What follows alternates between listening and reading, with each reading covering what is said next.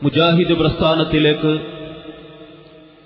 എന്തുകൊണ്ട് കടന്നുവന്നു എന്നതിനെക്കുറിച്ച് മാത്രം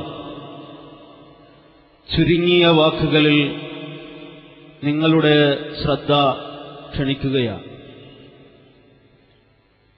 വിനീതനായ ഞാൻ കൊല്ലം ജില്ലയിലെ കരുനാഗപ്പള്ളി പ്രദേശത്ത് ഒരു യാഥാസ്ഥിക കുടുംബത്തിൽ, ഒന്നുകൂടി പറഞ്ഞാൽ ഒരു തരീഖത്തിന്റെ പ്രവർത്തനവുമായി ബന്ധപ്പെട്ട് കഴിഞ്ഞുകൂടിയിരുന്ന ഒരു കുടുംബത്തിൽ ജനിച്ച് വളർന്ന്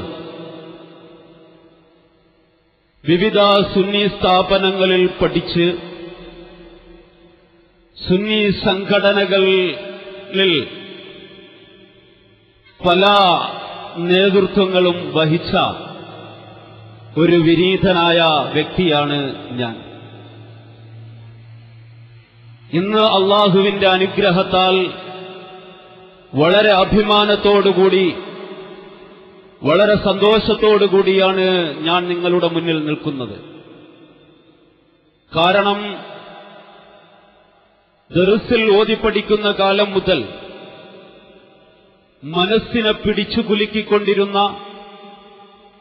1000 ചോദ്യങ്ങൾക്കും